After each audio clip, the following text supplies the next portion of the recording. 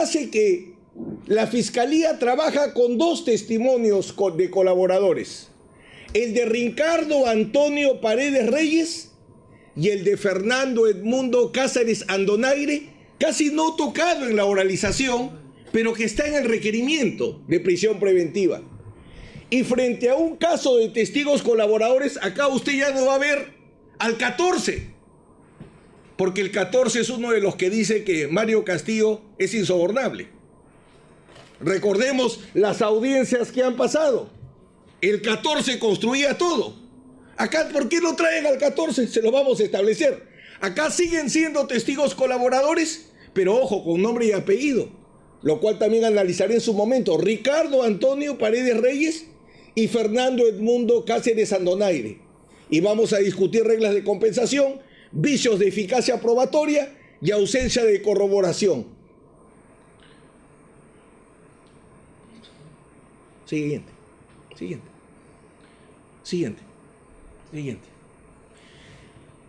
Vamos, ya lo que no vamos a repetir, para aprovechar el máximo el tiempo en lo que el señor juez ha indicado.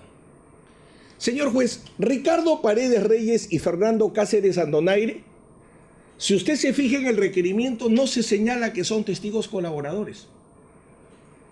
Y esa es una gruesa omisión. Y no se señala explícitamente.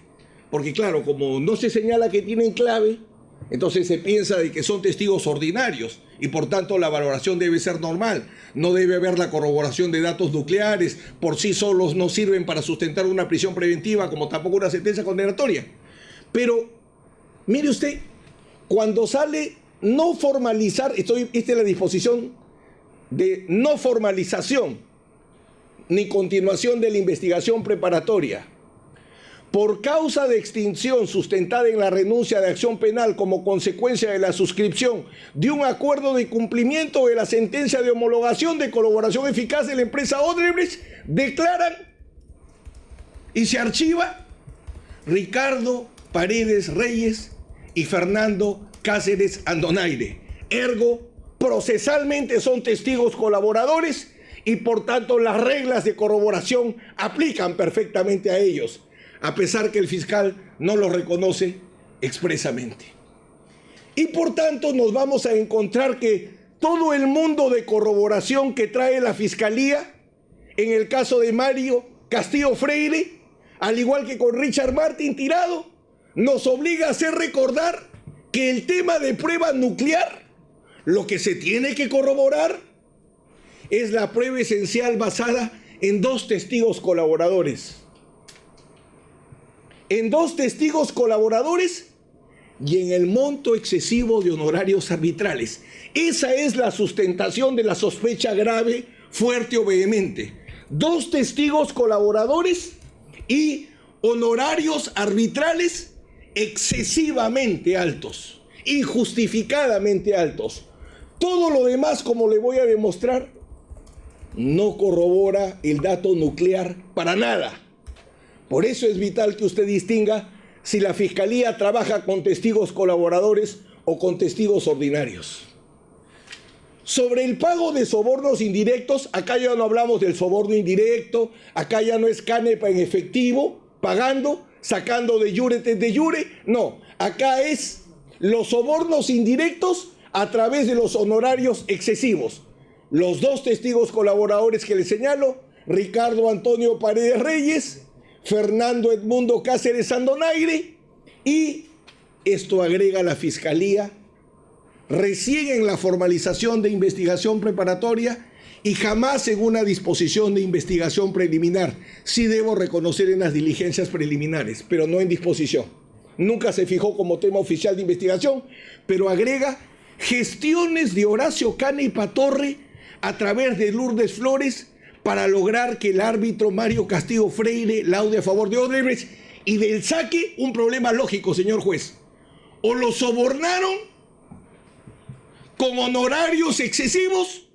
¿Por qué laudó criminalmente Mario Castillo Freire? ¿Porque lo coimearon? ¿O porque fue su amigo y dijo, hermano, sírveme? Porque son dos temas completamente distintos. Un primer raíz de ilogicidad absoluto en este caso. Y la Fiscalía sin ningún problema lo plantea y ni siquiera como hipótesis alternativa. Sigamos. Vamos. Ricardo Paredes Reyes. ¿Quién es? Un respetable ingeniero. Y Marco, que es ingeniero. En el momento de los hechos, director de la obra en el proyecto especial Guayaga Bajo Mayo. Este señor, digno magistrado, a casi 2 años de investigación preliminar, lo hacen declarar en secreto. La Fiscalía declara el secreto de la investigación. Puede hacerlo, por supuesto, pero la ley pone un supuesto.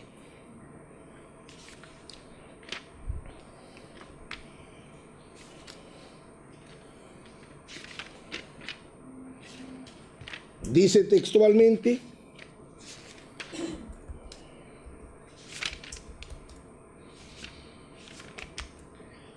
la Fiscalía podrá declarar el secreto de la investigación o reserva de la investigación cuando sea necesario para el desarrollo de la misma. Cuando haya una necesidad. ¿La estableció? No. ¿La trajimos en tutela? Tampoco. Porque nos indilga peligro de obstaculización, ¿no? Los hizo declarar en secreto. Una vez que levante el secreto, lo cual le pido que tenga en cuenta para los temas de corroboración, que son concretamente donde se actúa una prueba legal, pero con déficit a la defensa, para que haya igualdad de armas, el juez tiene que compensar. Acá declararon bajo secreto, o sea, no hubo control por parte de la defensa y menos contrainterrogatorio. Se le pregunta, en atención a su respuesta anterior, entonces ese honorario que usted señala que se pagó a cada árbitro constituía una especie de entrega de dinero o soborno indirecto. Dijo, diría que sí. En atención a lo que ya he dicho, por sus razonamientos administrativos que hace más arriba. Acá llamo su atención y adelanto, ¿esta es una pregunta directa o es una pregunta sugestiva? Porque la hace el fiscal.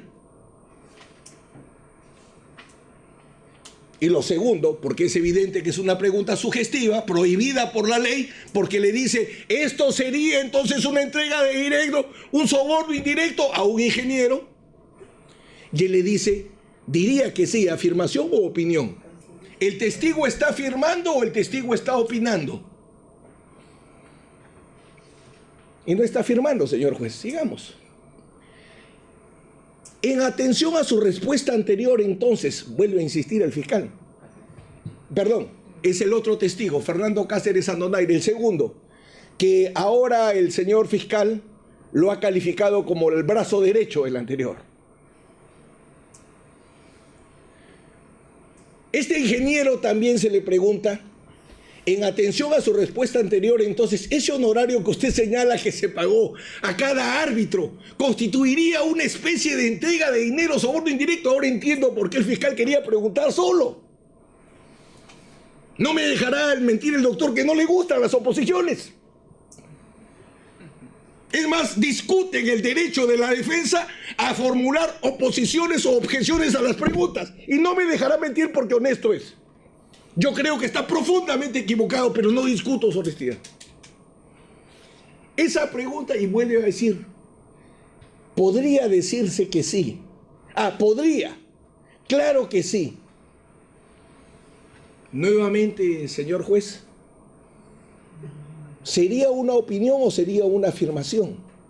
Y por ganar el tiempo solo le dejo resaltado porque usted tiene las actas para que pueda leerlas completas. Mire usted, si este acto hago entrega un cuadro resumen con los honorarios del tribunal, donde se indica la resolución correspondiente con número y fechas, así como las resoluciones a su vez se anexan algunas facturas, también adjunto algunas cartas. ¿De dónde saldría lo del soborno indirecto? Para que diga podría, claro que sí. Siguiente. Entonces, respecto al primer cuestionamiento, los dos testigos responden a preguntas sugestivas y dan opiniones respecto a los sobornos indirectos, no afirmaciones. ¿Qué dice el Código Procesal Penal? Porque no es una opinión del defensor. El artículo 166, numeral 3, no se admite al testigo expresar los conceptos u opiniones que personalmente tenga. Usted va a ver que los ingenieros señalan que había plazos, que tenían reclamos, que estimaban tanto según un monto. Eso es lo que declaran los ingenieros. Y de frente el fiscal les dice, ¿eso sería un soborno indirecto?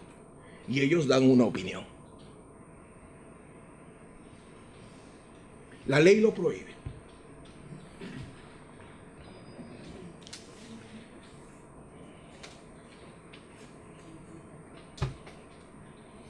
¿Qué utiliza la Fiscalía para corroborar? Como corroboración utiliza a Jorge Simoes Barata. No explica cómo, porque en el caso de Lord decía que era una orden, que Lord le ordenaba. Saavedra no menciona que Barata le ordenaba. Debo asumir que como tenía, ahora nos dijo, es el Lord de San Martín, yo me imagino que tendría que ser que Barata le ordenaba. Pero solo quiero dejar algo concreto porque se insiste y se insiste en utilizar a Barata.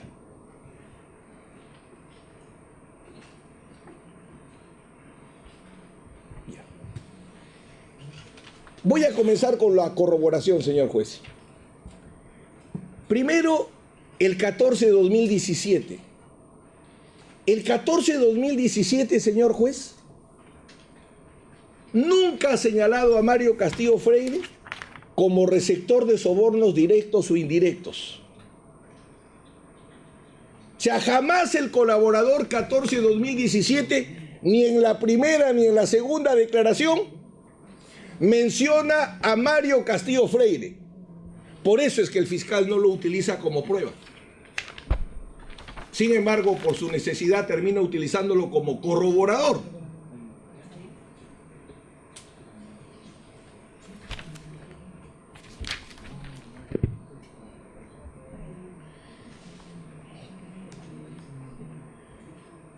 Mire lo que declara el colaborador 14-2017, señor juez, el 4 de enero del 2019, pregunta 105, sobre este arbitraje que estamos analizando, el arbitraje del proyecto Guayaga, Bajo Mayo.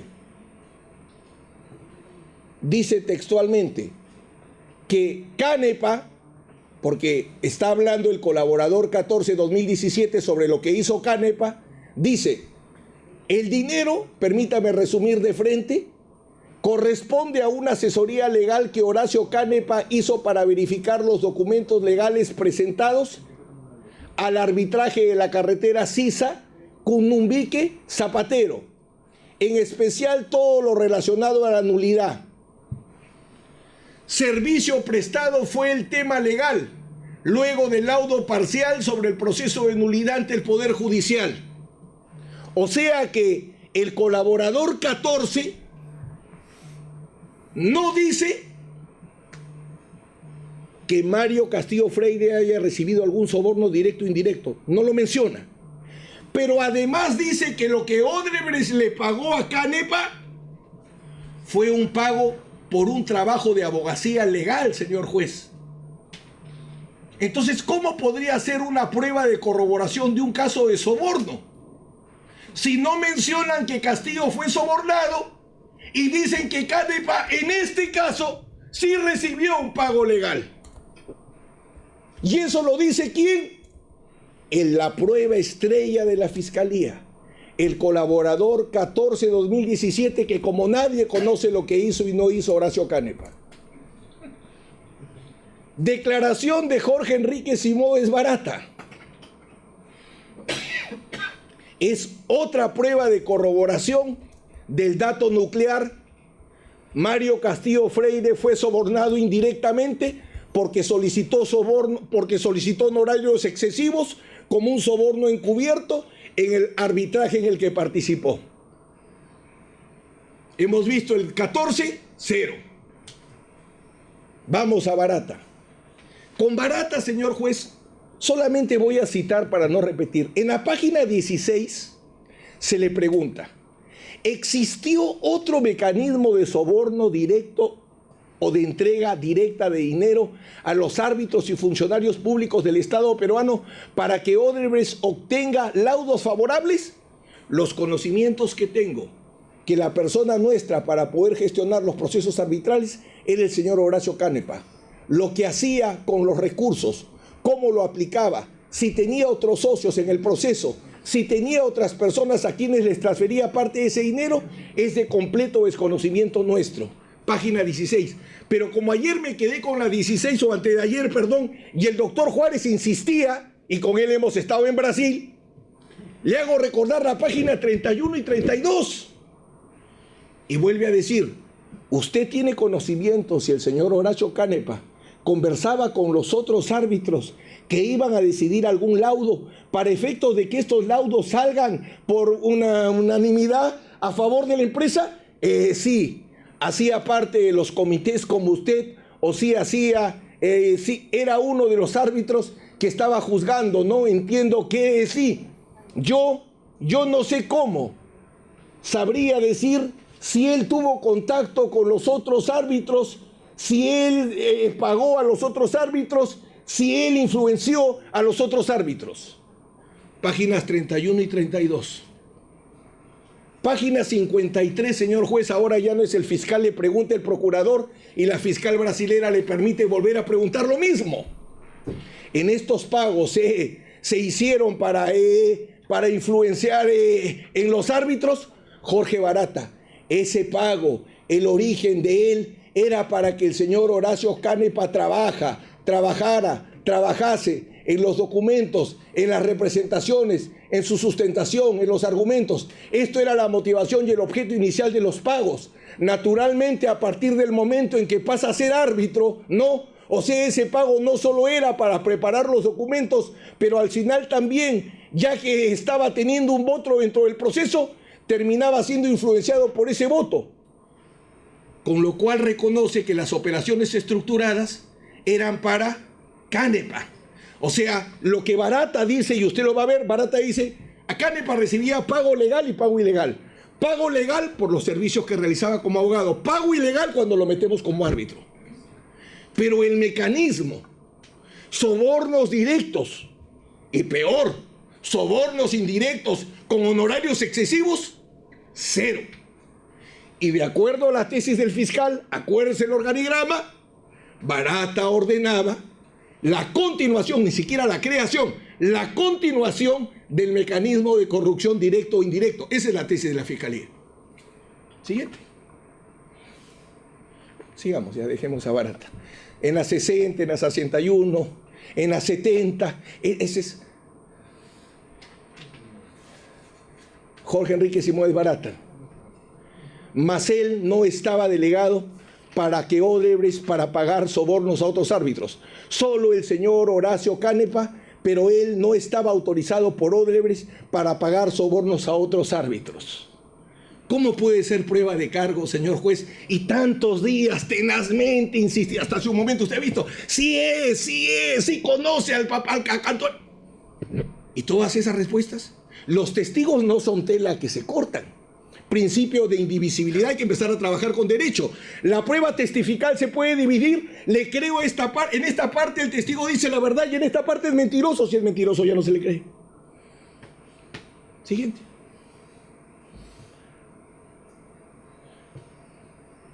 Rita Sabroso, la secretaria, no la menciono, el fiscal la menciona.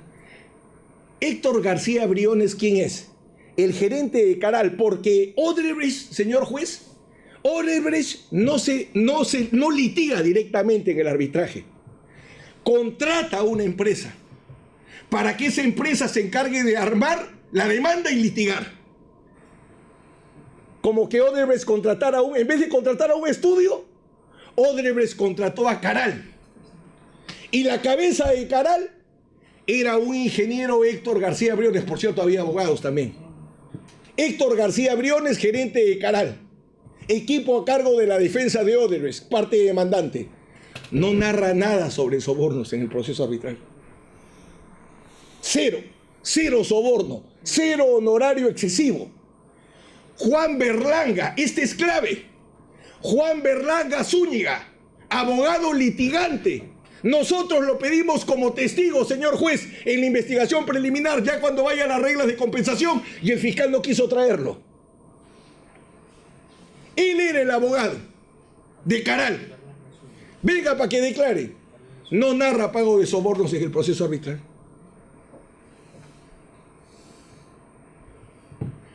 A Ricardo Paredes Reyes, esto es importante, en la pregunta 42, secreta, sin defensa, narra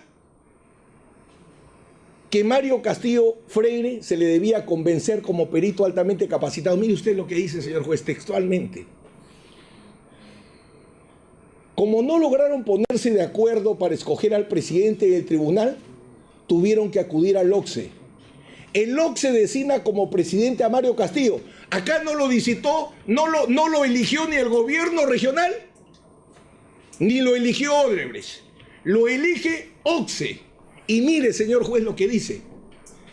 El testigo estrella de la Fiscalía para este caso, Paredes Reyes. Debo manifestar que el señor García Briones manifestó que ese árbitro Castillo o dio a entender que tenía tendencia a fallar a favor del Estado y que tendríamos que contratar una pericia de parte de un ingeniero reconocido y de preferencia de su propia universidad, o sea, la PUC. Señor juez, ¿está hablando de un soborno, de un corrupto? Si le dice, este es un árbitro que falla a favor del Estado, 2 veces había laudado contra Odebrecht, y para convencerlo no le dice, hay que darle platita, búscate un amiguito, hay que traer a un perito, y mire lo que dice, a un perito de parte, un ingeniero reconocido, porque el perito que tantas veces ha ninguneado el fiscal es el perito más competente en el Perú sobre peritajes en materia de ingeniería.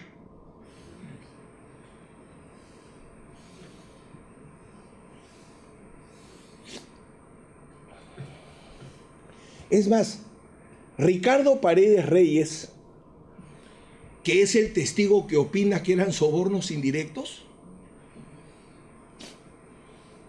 en la pregunta 24 narra desconocer aspectos legales. Solo la parte de abajo, señor juez. Sin embargo, ya preveníamos que este sería un tema de controversia con el Estado, tema que excedía nuestra experiencia y conocimiento, por lo que un ingeniero de nivel medio, Genaro Flores de Planta, con mucha experiencia, me recomendó al ingeniero Héctor García Briones, Caral. O sea, el testigo que la Fiscalía utiliza para que opine que son sobornos indirectos, los pagados como honorarios a un árbitro, dice que no tiene experiencia como árbitro y que le pide consejo a otro colega para que le diga qué hace en el arbitraje. ¿Cómo podría ser entonces su opinión más allá que un testigo no puede opinar, no es perito? Pero no solo su opinión es ilegal, sino que no tiene sustento porque el mismo testigo dice que no tiene experiencia en arbitrajes. Entonces, ¿qué vas a ver de sobornos directos o indirectos o poder calificar los honorarios de un árbitro, señor juez? Que ya hemos visto es bastante complejo.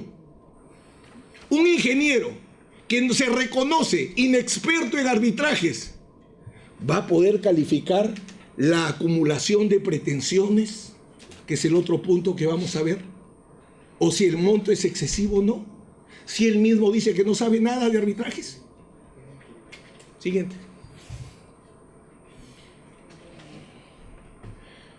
Como comencé, en el proceso arbitral 115, y dejo acá copia por favor de los 2 laudos, los votos singulares de Mario Castillo Freire, uno para la Fiscalía y otro para el señor magistrado. Señor juez, en este laudo, donde el tribunal lo integra Horacio Cane para el cáncer de estos casos, Mario Castillo da voto singular contra Odebrecht, declarando infundadas todas sus pretensiones. Y ese es con el MTC. Ese laudo lo tiene la Fiscalía. Por ese arbitraje lo trajeron al caso a Mario Castillo. Porque el caso, si usted ve, la primera disposición de investigación preliminar era Odebrecht corrupto con el MTC Provías. Por eso nosotros vamos y preguntamos, ¿pero por qué nosotros si acá están los dos votos en contra? Y en vez de decirnos que nos vayamos, aparece este del gobierno regional que vamos a ver luego. Ese es el primero. El primero, perdón, es el 1501-133-2008 y el segundo es 1502-134-2008. Los dos son Odebrecht versus el MTC Provías, que es el tipo de laudo supuestamente donde operaba el mecanismo, y en los dos votos singular en contra de Odebrecht.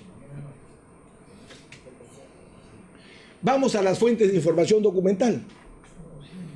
Bueno, las pasamos, en realidad no tiene sentido tocarlas. Las actas de traslado. Vamos de frente a los informes preliminares, señor juez.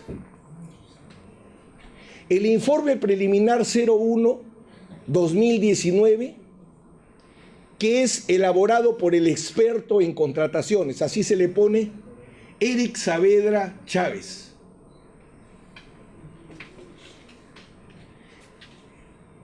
Luego tenemos, vamos uno por uno, vamos a analizarlos. Ya. Antes, regresa por favor. Señor juez, es el informe de un abogado experto en contrataciones, supuestamente según la Fiscalía, Eric Saavedra. Es el informe elaborado por un contador, Gregorio Contreras Aguirre, y un ingeniero, Mario Yufra Chambía. Y es el informe también elaborado por un contador y el mismo ingeniero. O sea, tenemos el informe de un abogado, el informe de un contador y el informe de un ingeniero para explicar qué cosa, lo que sigue a continuación. Señor juez, el fiscal hace un momento dijo que él no tenía que recurrir a peritajes. Bueno, y es su libertad si decide no recurrir a un peritaje. Pero el problema es que la ley señala lo siguiente, que si se va a trabajar con información que proviene de un procedimiento de colaboración eficaz, esa información tiene que ser llevada al proceso penal. Y nos habla de informes, dictámenes periciales y diligencias objetivas e irreproducibles. Primera alternativa que tuvo el fiscal para convocar peritos para discutir los arbitrajes en lo que podía, vamos a ver en un momento, o este tema de los honorarios, qué cálculos aplicaban o no, pudo haberlo hecho en el proceso de colaboración eficaz y nadie hubiera sabido. Y la ley le permitía trasladar esa pericia. ¿Lo hizo o no? No lo hizo. Recién en la formalización de investigación preparatoria, el fiscal está decidiendo hacer peritajes. Nosotros le dijimos para hacer peritajes, le comunicamos que teníamos perito de parte, nos pidió documentación contable, se la dimos. No tenía tiempo de hacer peritajes. Entonces, el tema que voy a reflexionar en un momento es si eso tiene un costo para saber si se puede abrir proceso con prisión preventiva o sin prisión preventiva. Si decide en una investigación preliminar de casi 3 años no hacer pericias, y solo hago mis informes unilaterales, ¿qué pasa? Lo siguiente. Los informes policiales, preciso, señor juez, contables, no hablo de informes balísticos, no hablo de levantamiento de cadáveres, no hablo de informes criminalísticos. Los informes policiales contables, de ingeniería, incluso informes fiscales en arbitraje, no pueden formar sospecha fuerte, porque no son pericias. El señor fiscal decía hace un momento que, como si fuese una discreción, si un tema especializado lo puede trabajar él, es más, lo ha dicho con honestidad, con su área contable, o la ley ordena que los temas especializados, científicos, técnicos, se trabajan solo a través de pericias, donde se tiene que nombrar expertos. Pero los informes no son pericias, no son prueba anticipada y tampoco son prueba preconstituida. Tenga usted presente, señor juez, que en el nuevo modelo lo que se hace en la investigación preliminar es irreproducible en la preparatoria, salvo necesidad de ampliación. Por eso es que nosotros le decíamos, nombra a tu perito, porque nosotros queríamos el esquema de trabajar en equipo. Acá está nuestro perito, nombra a tu perito. No deseo trabajar peritos. Bueno, su libertad, pero tiene una consecuencia. Forme sospecha fuerte, sin peritos, respecto a hechos técnicos, científicos. Doctor, le resta menos de 10 minutos, 15 le concedo para que culmine. A ver, avancemos entonces. Sigamos. Señor juez, es que, mire usted, acá rápidamente, el abogado Eric Saavedra no está registrado en el OCSE. Lo estoy acompañando. El contador tampoco. Y para ser perito en materia arbitral, la ley exige que tienen que estar. O sea, ninguno de los tres profesionales que utiliza la Fiscalía están acreditados como registros en el OCSE. Y mire, voy a solo enunciar. Yo confío plenamente en usted. Voy a solamente enunciar. Mario Castillo Freire sí está registrado. A ver. Continúa. A ver. Letrados. Compórtense. Mario Castillo Freire sí está registrado en el OCSE, sí puede ser perito. Eric Saavedra Chávez, que es el abogado que utilizó, le traigo cosas muy interesantes, señor juez. En la convocatoria CAS para que trabaje para la Fiscalía le exigen solo 10 horas de especialización y menos de 2 años de experiencia. Yo le suplico, me dio unos minutos más, si no, usted ha trabajado mucho. Ayer usted terminó maravillosamente, dijo, ha sido un día largo porque hemos trabajado temas especializados. Continúe. Entonces, este señor Eric Saavedra Chávez solo tuvo que acreditar 12 horas académicas para ser especialista en el Ministerio Público, porque ha destruido más de 20 arbitrajes. Se ha traído abajo a lo mejor del arbitraje peruano. Para ser contador, solo tuvo que acreditar 90 horas académicas el especialista del Ministerio Público.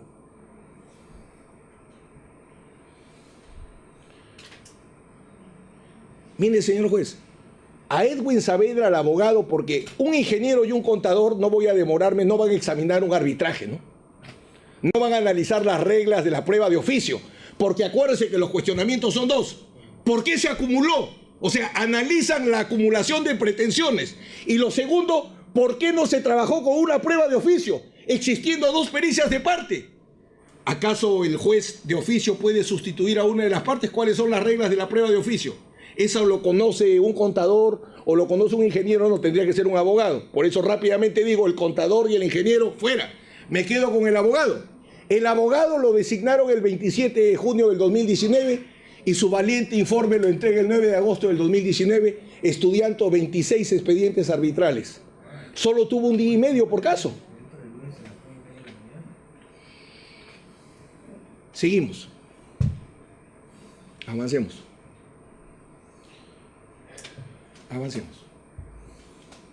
Avancemos. Sobre el monto de los honorarios. Entremos de frente a los temas a desarrollar. Ya se ha dicho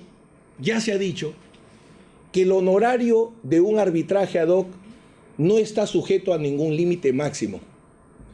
Y hasta ahora la Fiscalía no está convencida. Así que quisiera adicionar algunos razonamientos. Dale. En el acta de instalación que bien ha recordado el señor fiscal hace un momento, del 13 de junio de 2011, se dice: el tribunal arbitral, tomando en cuenta las materias controvertidas del proceso, fija como anticipo de honorarios netos de cada uno de los árbitros 150.000 soles.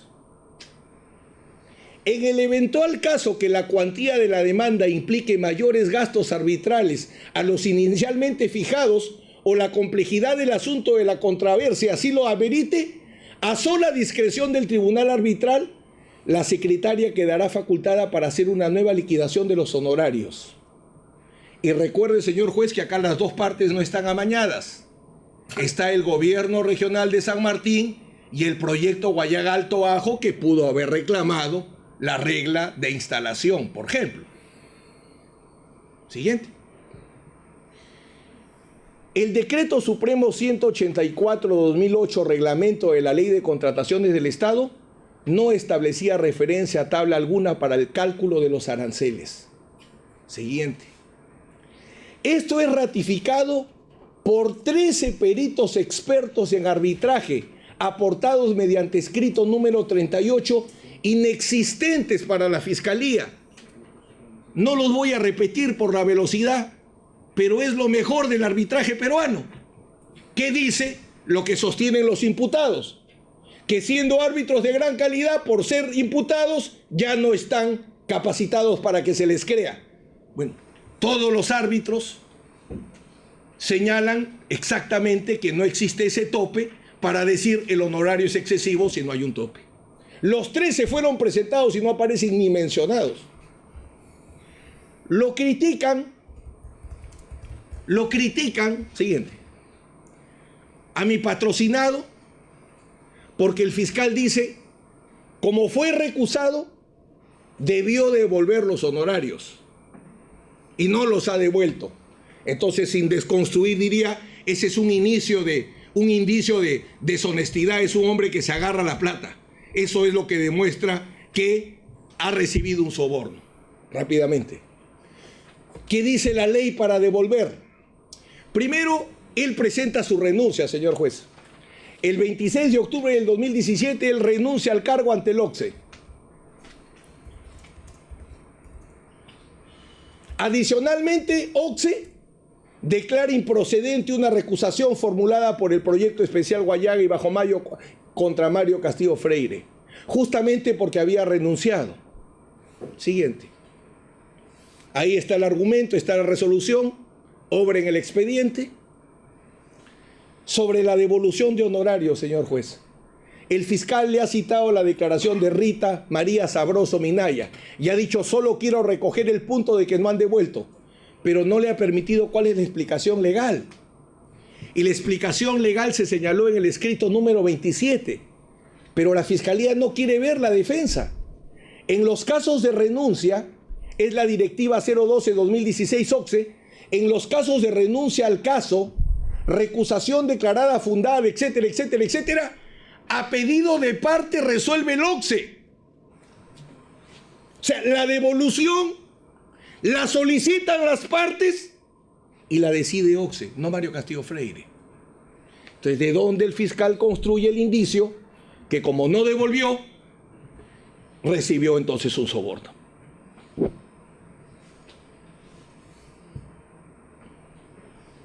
Mario Castillo informó a las dos partes con cartas, se las hemos entregado al fiscal y las partes no han respondido hasta ahora. Les ha dicho, tiene que continuarse el proceso, mi renuncia ha sido aceptada, y hasta ahora ni Odebrecht, ni el gobierno regional y el proyecto especial responden ni muestran interés en seguir con el arbitraje.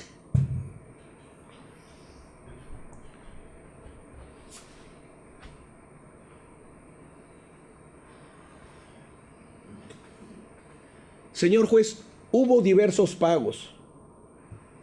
150,000, acta de instalación con la resolución número 6, 150,000, con la 29, 350,000, con la 44, 250,000. ¿Y esto por qué? Dicho sea de paso, todo el expediente arbitral, literalmente hemos inundado al fiscal con documentos porque le entregamos todo el expediente y no tenía ni dónde ponerlo.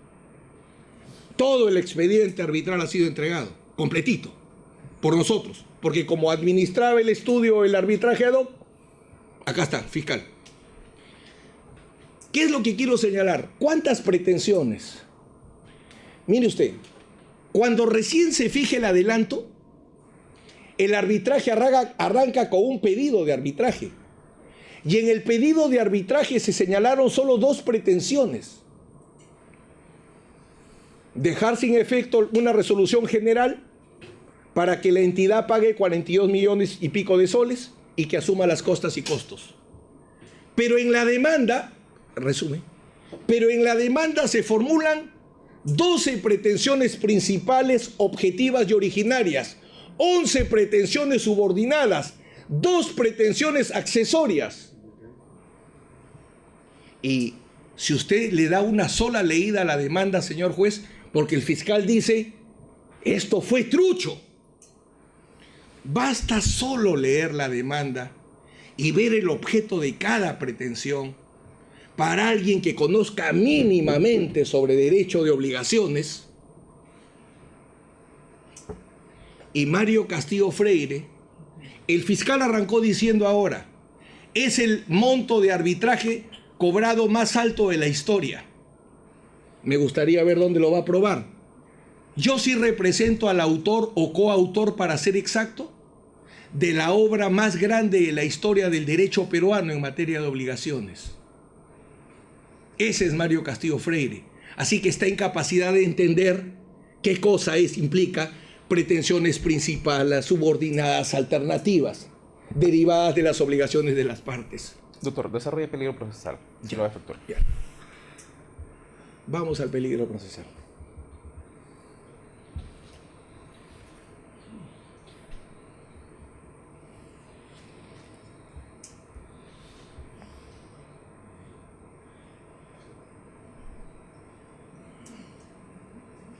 Solamente mientras que llegamos, señor juez, el recurso de anulación, porque hoy decía, se laudó, se anuló, se volvió a laudar, tú sigue avanzando hasta, se volvió, de todas las pretensiones, más de la mitad no han sido declaradas nulas.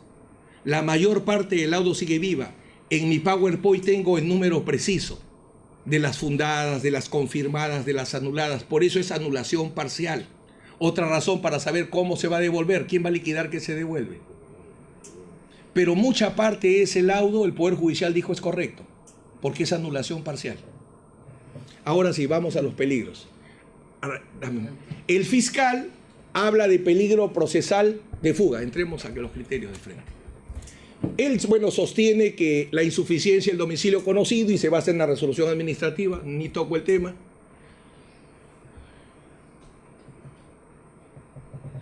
Seguimos de frente. Vamos a demostrar los arraigos. Ya. Bueno, el arraigo domiciliario no lo discute. Arraigo familiar. Mario Castillo Freire es casado con doña Laura Castra Zapata. Vamos a hacer entrega de los documentos. Y tiene un pequeño hijo. Y un pequeño hijo donde acompañamos su comprobante de pago y el seguro del Pacífico que Mario cubre tanto a su esposa como a su pequeño hijo. Y esto es fundamental a raíz de una última sentencia que logramos en la defensa del expresidente Ollantaytamala con mi hermano Alberto Tarola, donde dice que en las prisiones preventivas hay que reconocer también el interés superior del niño para discutir la pregunta que usted ha hecho 100 veces. ¿Por qué la medida es necesaria? ¿Por qué habría que destruir un hogar? ¿Por qué habría que dejar a un padre sin hijos? Y varias respuestas le han dado. Sigamos. El arraigo laboral, Mario Castillo Freire es docente principal en la Pontificia Universidad Católica, es abogado principal del estudio Castillo Freire, órdenes de servicios vigentes, y le pido tomar nota, señor juez. Estamos acompañando todas las órdenes de servicio y mire usted una aquí interesante, una de la Municipalidad Metropolitana de Lima. Mario Castillo acababa de ser designado abogado y estaba defendiendo a la Municipalidad de Lima en el tema de rutas de Lima, contra Odebrecht, contra OAS, y el fiscal ya lo sacó.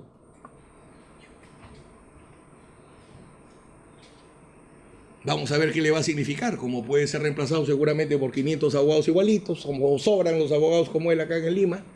Entonces, sigue trabajando para el Estado. Facilidades para abondar al país, veamos de frente. Bueno, registros económicos, de frente, los hechos nuestros. Ya, espera un ratito, retrocede. Durante la investigación, Mario Castillo Freire registra solo 2 viajes, señor juez. Una investigación que tiene más de 2 años, ¿eh? Pero prácticamente se aisló, se autoaisló. Del 3 al 9 de octubre del 2018 a Buenos Aires para hacer de lo que vive, de la enseñanza. Por velocidad, señor juez, y por respeto, ponme el cuadro de producción nomás, denme un segundito nomás, con el respeto de los colegas árbitros acá, pero árbitro Castillo, los libros. Va a retroceder, dijo, solo un ratitito, un segundo. Porque se ha dicho que como no tenía una constancia, ¿recuerda usted lo que dice? No, las conferencias no. Sí. 37 constancias en especializaje, arbitraje, contratación del Estado diversa, todo lo estamos haciendo entrega, y autor de 74 libros de arbitraje, no porque sea mi amigo, el mejor árbitro de este país. Y uno de los indicios es que como no tiene un curso, ergo es un incompetente y no puede ser perito. O sea, laudó contra Odebrecht, es de lo más competente en el arbitraje peruano, y todos los testigos de cargo dicen que es insobornable. Señor juez, un punto que le suplico me permita avanzar.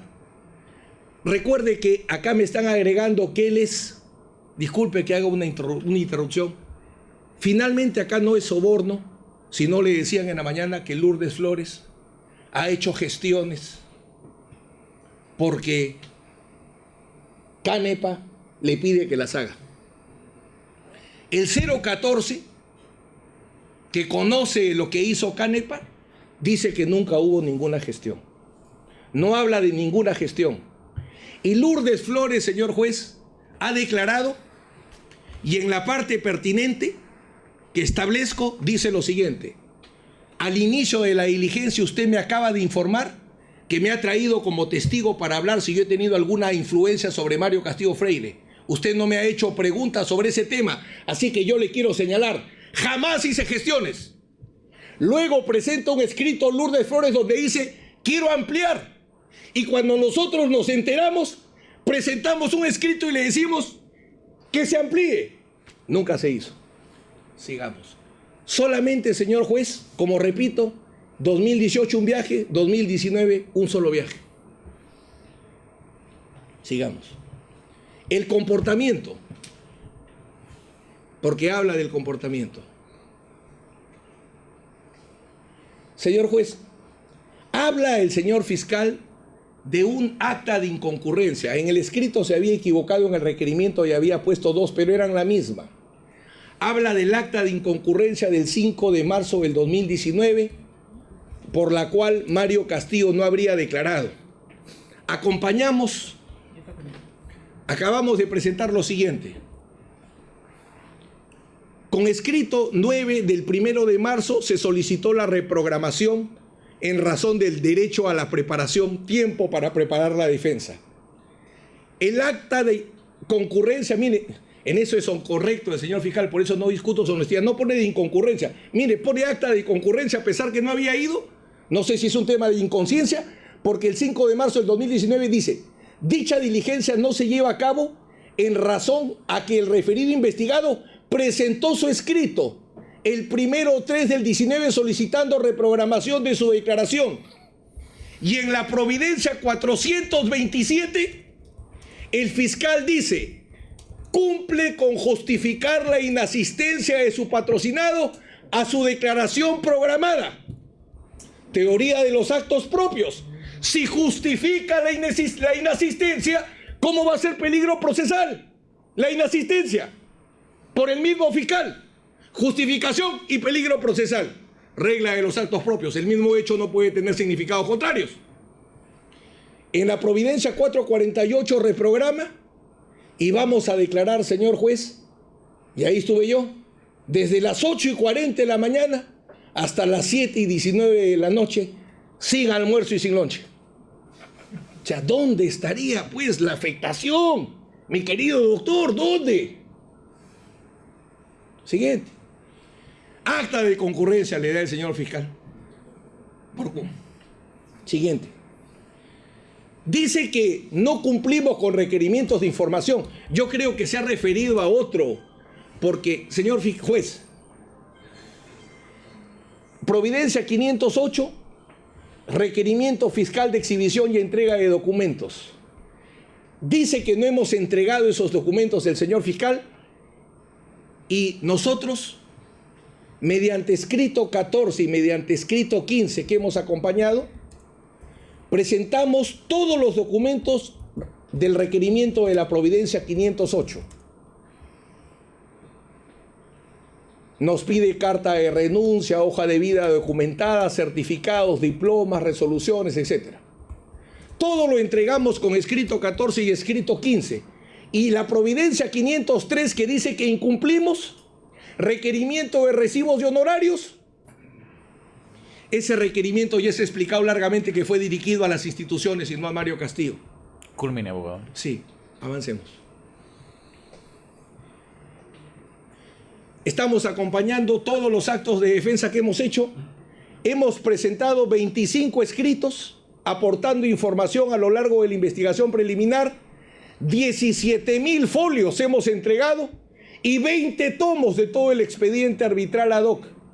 Entonces, ¿qué peligro de conducta procesal podríamos tener, señor juez? El señor fiscal en el requerimiento, y con esto termino, él solo nos plantea peligro de fuga, pero hoy ha hablado de peligro procesal y da a entender como si nos atribuyera también peligro de obstaculización, el cual rechazamos por los mismos argumentos que hemos dado respecto al comportamiento procesal. Sobre la proporcionalidad, no ha explicado la necesidad, señor juez. No ha explicado la necesidad. ¿Por qué debe darse prisión preventiva a Mario Castillo Freire? Si arbitró 2 veces contra Odebrecht, si todos los testigos de cargo dicen que no era sobornable, si dice por el costado como alternativa gestiones y Lourdes Flores dice no hay gestiones, el colaborador 14 dice que Canepa no hizo gestiones. Ya ha presentado más de 20.000 hojas, señor juez.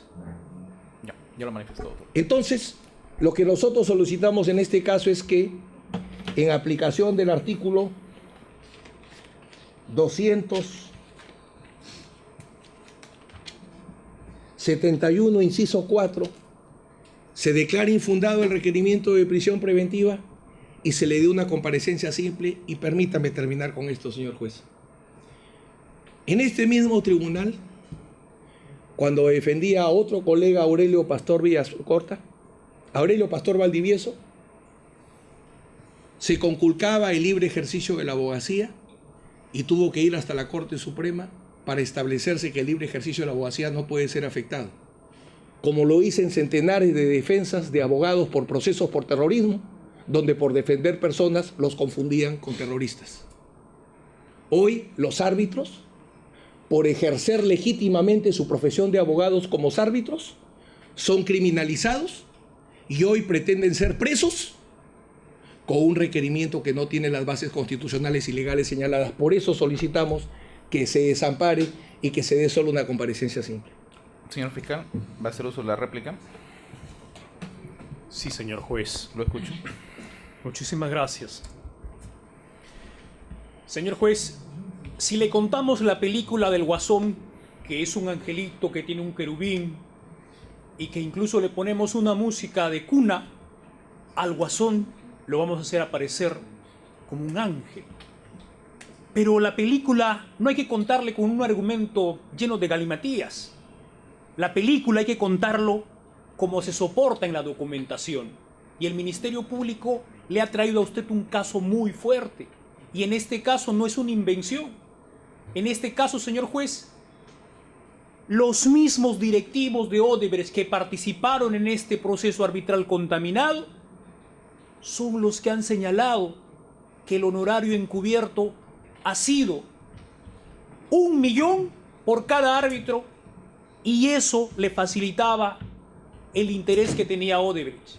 Hoy esa carretera Sisa-Cuñumbuque, de esa gente, de esa población, señor juez, es una carretera que ni siquiera tiene las condiciones viables para que pueda transitar, y la población de ese sector de Sisa, Cuñumbuque, Zapatero no se beneficia. Vea usted los reportajes que está en YouTube y miremos el descontento social que tiene la gente. Dice, con esos arbitrajes de la historia, con unos arbitrajes que son los mejores arbitrajes peruanos. Señor, ha señalado la defensa técnica. Me voy a ir a los puntos fundamentales, porque lo demás no voy a rebatir, porque es irrebatible, porque se sostiene con la documentación que ha presentado el Ministerio Público. Ha señalado, y siempre, señor juez, voy a decir que cuando se hace una argumentación sofista, se trata de confundir, se trata de llamar a error. Ha señalado que Ricardo Antonio Paredes Reyes y Fernando Cáceres Andonaire, cuando vinieron a declarar al Ministerio Público, vinieron como testigos y que nosotros le hemos tomado su declaración en reserva. Falso de toda falsedad, señor juez. La declaración que ha brindado Ricardo Antonio Paredes Reyes y Cáceres Andonaire lo han hecho en su condición de investigado, señor juez. Y me voy a remitir a la prueba documental, porque la prueba documental no miente. Y la declaración que se le toma a Ricardo Antonio Paredes Reyes es de fecha 21 de junio del 2019 a las 8:49. Como es un investigado, se hace incluso en mérito a la disposición número 22 de fecha 29 de mayo del 2019, que se le notificó a la defensa técnica del señor Mario Castillo Freire, que tiene conocimiento pleno, pero no era un testigo a ese momento que se le cita, señor juez. Y entonces, incluso si hubiera querido participar y hacer un interrogatorio o contrainterrogatorio, como ha pretendido señalar que se ha vulnerado su derecho a hacer uso de esa defensa, existe el artículo 84, numeral 4, que no le permite a un imputado que no defiende participar en esa diligencia. Lo interrumpo para preguntar, en la declaración de los imputados, ¿estuvieron acompañados para la garantía del caso con sus abogados defensores? Correcto, señor juez. Y en este momento incluso voy a alcanzar la misma acta en original. Estuvo presente como abogado defensor Marco Antonio Bustín Sasuí, con registro de colegiatura 05332. Y también estuvo presente la representante de la Procuraduría ad hoc. Señor, voy a lo principal. Le ha dicho a usted que hemos hecho una pregunta sugestiva. Claro, le ha puesto en el PowerPoint solamente la parte que puede convenir a su defensa. Y es natural, y es comprensible, y es entendible. Pero esa pregunta que le formula el Ministerio Público, ¿sabe en razón a qué, señor? Permítame leer, porque la defensa técnica se ha tomado más del tiempo que el Ministerio Público hizo su requerimiento siguiendo sus directivas, que la respetamos y la consideramos. Señor juez, a Ricardo Antonio Paredes Reyes, a la respuesta a la pregunta número 42, en el punto específico, y lo voy a leer, permítame, es un texto breve, señala: sin embargo, Caral, en el desarrollo de la demanda arbitral, hace un desdoblamiento de estos 5 presupuestos en diversas pretensiones, principales, subordinadas, accesorias, alternativas, etc., las cuales luego le sirven al tribunal que formó Mario Castillo Freire con Zapata Velasco y Espinosa Rimachi para incrementar de manera progresiva sus honorarios. Pero debo indicar que para esto, luego de presentada la solicitud de arbitraje, el tribunal ahí estima sus honorarios. Ojo aquí, señor juez. En 150.000 soles, luego de presentada la demanda, tal como he dicho del desdoblamiento, el tribunal ahora indicando y haciendo referencia que en la demanda hay mayores pretensiones, incrementa en 150.000 soles más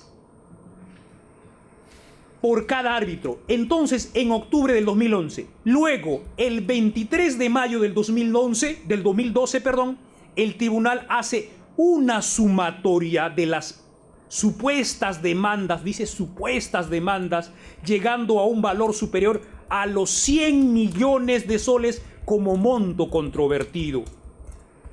E indica que debe aumentar entre 350.000 soles el honorario de cada árbitro para mantener la proporción a este supuesto nuevo valor. Señor, en la siguiente pregunta, a la respuesta número 43, se le pregunta respecto al proceso arbitral de Sisa Cuñumbuque, ¿cómo fue el pago de los honorarios? Y ahí precisa fundamentalmente, con respecto al pago de los honorarios, el tribunal arbitral emitía resoluciones indicando los nuevos montos de los honorarios arbitrales, indicando además que debían ser pagados 50% por cada una de las partes. Pero dice ahí, sin embargo, recuerdo que el proyecto especial Guayaga manifestaba su decisión de no pagar, porque el Estado peruano no tiene plata, señor juez. Hay mucha gente que se muere por la zona del Amazonas, señor juez. No tiene ni siquiera para vivir. Pero por supuesto, y mire usted lo que dice incluso el declarante, a la posición de la empresa motivada, se refiere a Odebrecht, por la premura de Odebrecht de un laudo antes de fin de año y el compromiso de la buena gestión, entre comillas, del señor Canepa, decidimos hacer la subrogación y pagar la totalidad de los honorarios, que ascendieron a 1 millón de soles por cada árbitro y medio millón de soles para la secretaria del tribunal, Rita Sabroso Minaya, que trabaja con el señor Mario Castillo Freire. Y en atención a eso, señor juez, y no le inducimos a error, pregunta 44, se hace una pregunta de inferencia y se es la siguiente: en atención a su respuesta anterior, entonces ese honorario, nos referimos al honorario de 1 millón que usted señala que se pagó a cada árbitro, ¿constituía una especie de entrega de dinero o soborno indirecto? Diría que sí, en atención a lo que ya he dicho. ¿A qué? Solo a lo anterior que ha narrado, señor juez. En ese mismo sentido, honorable señor juez, Fernando Edmundo Cáceres Andonaire, al prestar su declaración como investigado en este proceso penal, el 26 de junio del 2019, a las 9 horas, acompañado con su abogado Marco Antonio Bustín Sasuí, con su registro CAL 05332, narra en las mismas líneas que ha señalado el señor Ricardo Antonio Paredes Reyes. Señor, si fuera por nosotros, por la Fiscalía, estas personas también estarían bajo las rejas ya hace rato. Pero nosotros somos respetuosos de los acuerdos que se celebran. A ver, un momento. Voy a pedir que las declaraciones del cual se ha calificado bajo un soporte de preguntas sugestivas, bajo la postura que usted desarrolla, me puedan ser alcanzadas para que puedan ser evaluadas en su total contexto. ¿Cómo no, señor? Muy bien, entonces sí, solamente indicarle que en el requerimiento por escrito y los anexos también está. Si usted gusta, en este momento le entregamos, señor juez. Continúe. Sí, muchísimas gracias. Señor.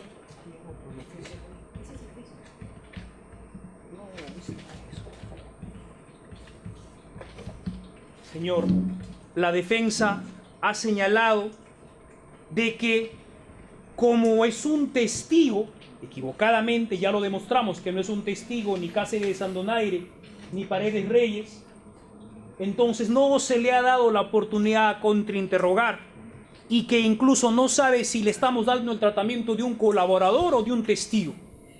Señor, nosotros, ya está de más señalarlo, el equipo especial, específicamente el primer despacho, ya ha alcanzado una sentencia homologada con la colaboración de la empresa Odebrecht, y esta ha sido aprobada con la resolución número 20 de fecha 17 de junio del 2019.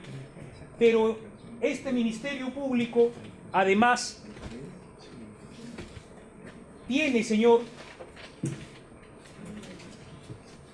y está expresada en la disposición de formalización de la investigación preparatoria tiene, señor juez, un acuerdo celebrado en un acta para que en el caso de los arbitrajes, que son sobre los 26 procesos en las que Odebrecht reconoce que ha habido sobornos y ha admitido responsabilidad y culpabilidad.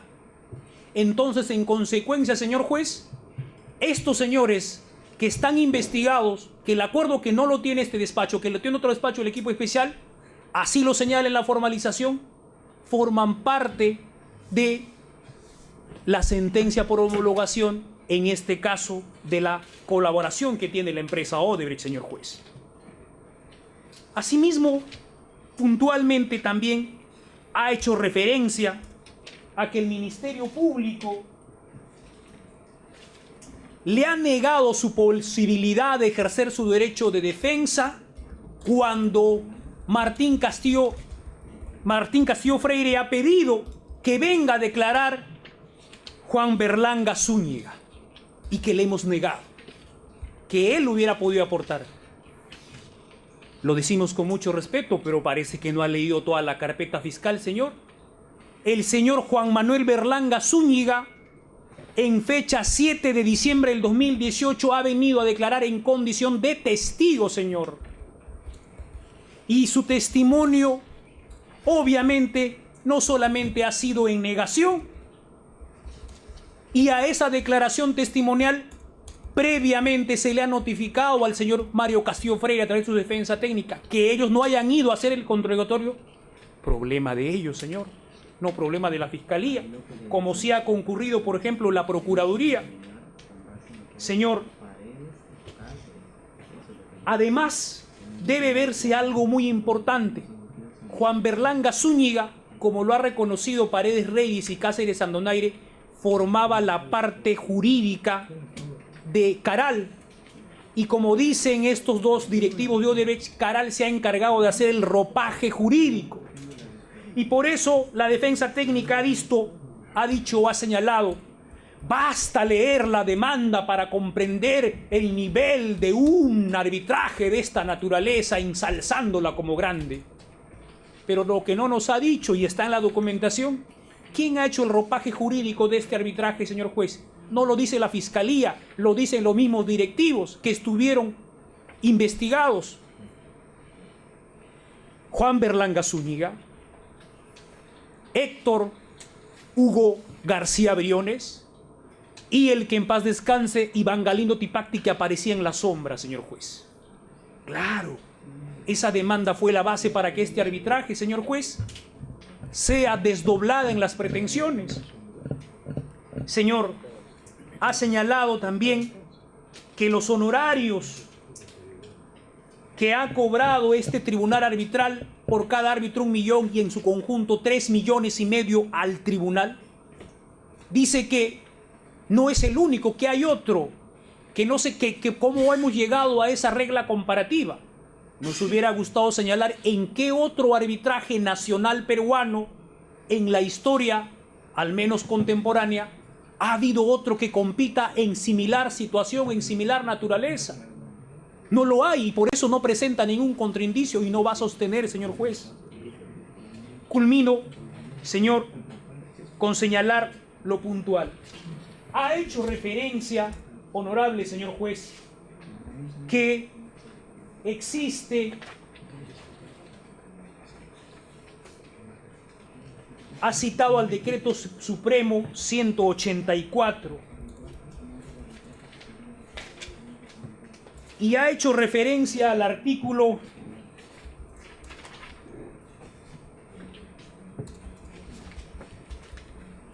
230. Sí, efectivamente regula, señor, el tema de los gastos arbitrales, pero no le ha leído la norma completa, el texto normativo completo, porque en el tercer párrafo, ¿sabe lo que señala, señor juez, cuando se tratan de procesos arbitrales ad hoc? Dice textualmente la norma cuando se refiere al tema de los gastos arbitrales: el OCE aprobará mediante directiva una tabla de gastos arbitrales, la que podrá ser utilizada de manera referencial en estos casos. ¿Dónde está entonces el argumento de que en el proceso arbitral ad hoc no existe ninguna regulación que pueda ponerles un límite a los árbitros para que puedan ponerse como honorarios 1.000.000 de soles, señor juez? Y esto, señor juez, además, habida cuenta con esta norma, ya hay una resolución del OCE, que es la resolución número 172-2012, OCE del 2 de julio del 2012, que regula esa situación, pero incluso hay una norma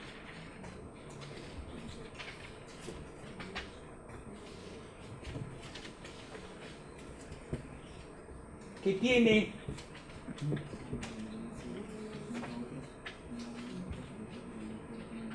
vigencia desde el año 2002, que regula del OCE en el caso de procesos arbitrales ad hoc o no administrados por el OCE, que deben ser sometidos a esa tabla de referencias. Entonces, señor, ¿cómo se puede sostener tan ligeramente de que en el proceso arbitral, llevados o administrados bajo el régimen ad hoc, no exista ninguna regulación normativa?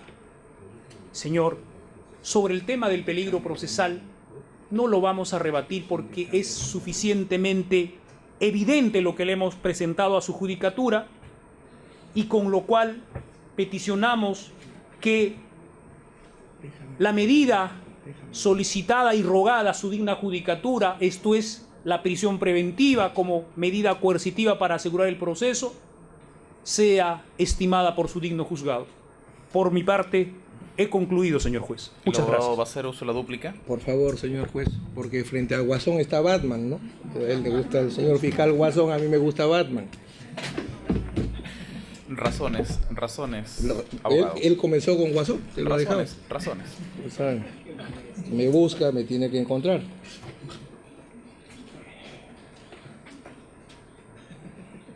La fiscalía miente porque le ha dicho que los directivos de Odebrecht afirman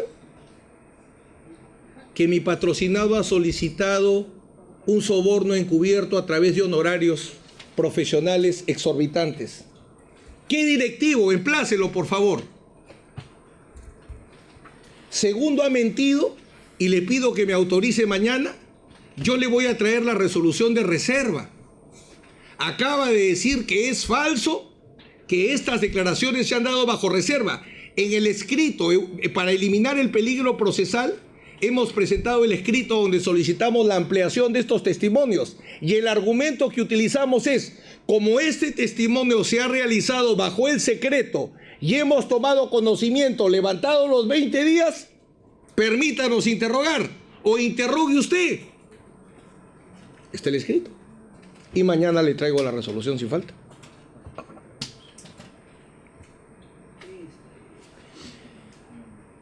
El fiscal lee las apreciaciones sobre las pretensiones que hace un ingeniero. Ya no voy a repetir que es un ingeniero que reconoce que no tiene experiencia en arbitraje. Solamente permítame hacerle una pregunta, señor juez, para que usted reflexione. El fiscal ha utilizado profesionales, un ingeniero, un contador y un abogado. El abogado supuestamente ha hecho un peritaje en arbitraje. ¿Por qué no lo cita para que cuestione los honorarios? Su, entre comillas, experto, ¿por qué no le ha preguntado? ¿Por qué el fiscal no le pregunta a su experto en derecho arbitral que explique qué norma existe o qué norma aplica para el honorario de un árbitro? Por una sencilla razón. Porque ese profesional no podía decir lo que quiere el fiscal. Porque esto no es un chiste. Sí existe no existe un tope legal máximo. Lo que existen son criterios. El criterio principal es la complejidad. El fiscal dice que la acumulación de pretensiones es un fraude, es un invento. ¿Cómo prueba en sospecha grave que la acumulación de pretensiones es un invento? Con la apreciación de un ingeniero que sabe procesar civil. 13 informes de expertos fueron entregados y ninguno se evaluó. Y un último tema, porque no es un chiste, bueno, ya no voy a decir el personaje, pero no es un chiste, ni tampoco es un acertijo. Nosotros solicitamos la declaración del abogado, no porque el abogado no había declarado y hemos entregado nuestros escritos, sino que como recién tomamos conocimiento de lo que habían declarado, las personas en secreto dijimos, traigan al abogado de Caral para poderlo interrogar. No quiso. Y termino con un punto. Señor juez, no interesa que pongan miau si es un perro. La pregunta es la siguiente.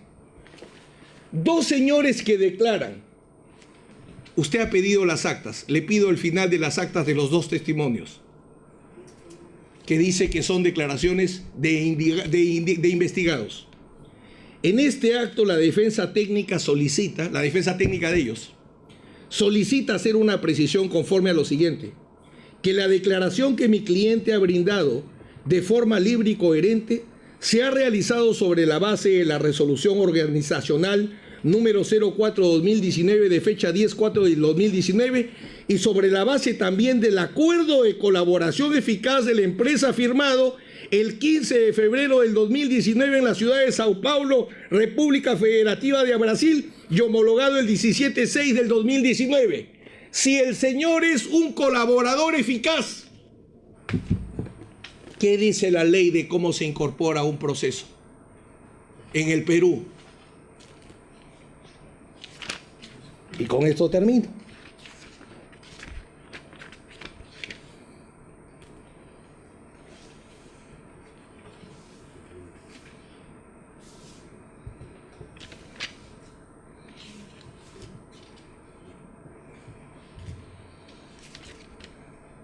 Artículo 476.